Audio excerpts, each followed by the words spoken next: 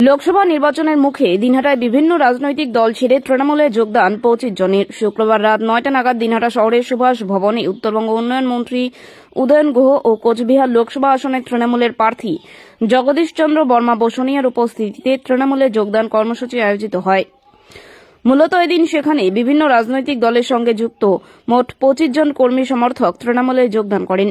তবে এই 25 জন কর্মী সমর্থক বিভিন্ন রাজনৈতিক দলের সঙ্গে যুক্ত থাকলেও তারা সকলে নশো উন্নয়ন পরিষদের সদস্য ছিলেন। কিন্তু আজ তারা সকলে তৃণমূলে যোগদানের ফলে আগামী দিনে সংগঠন অনেকটাই শক্তিশালী হবে বলে দাবি তৃণমূল কংগ্রেস নেতৃত্বের। লোকসভা নির্বাচনের মুখে কোচবিহার জুড়ে দলবদল অব্যাহত। সেই জায়গায় দাঁড়িয়ে দিনহাটাতেও এদিন এই দলবদল লক্ষ্য করা গেল। এখন তো প্রায় 25-30 জন আমাদের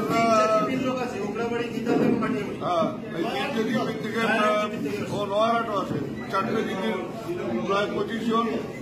এরা বিভিন্ন দল থেকে, কিন্তু মূলত একটা জায়গায় সবাই ছিল, সেটা হচ্ছে নস্য শেখ উন্নয়ন ওদের যে পরিষদ, সেই পরিষদের সাথে ওরা সবাই যুক্ত। যেহেতু আমিনাল ইতিমধ্যে আমাদের তৃণমূল কংগ্রেসে যোগ দিয়েছে, ওরা আমিনালের নেতৃত্বেই কাজ করছিল। আজকে সবাই মিলে আমাদের দলে যোগ দিল। দল আরো শক্তিশালী, এমনি আমাদের ওই এলাকাগুলো অনেকটাই শক্তিশালী, আরো শক্তি বাড়বে এবং সবাই মিলে কাজ করলে আমরা বিপুল ভোটে সেই ওই এলাকাগুলো। কি বলবেন আজকে যোগদান নিয়ে? এরকম প্রত্যেকটা জায়গায় বিভিন্ন রাজনৈতিক দল থেকে তৃণমূল কংগ্রেসে যোগ দিচ্ছে।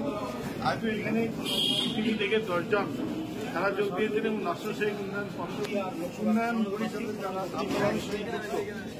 ক্লাবের 50 জনের মতো তারা যোগ দিলেন, অর্থাৎ সর্বসাকুলের 60 থেকে 65 জন তারা আজকে আনুষ্ঠানিকভাবে আমাদের দলে যোগ দিলেন এবং তাদের হাতে আমরা পতাকা তুলে দিয়ে তাদেরকে তৃণমূল কংগ্রেসের পরিবারে আমরা অন্তর্ভুক্ত করে নিলাম।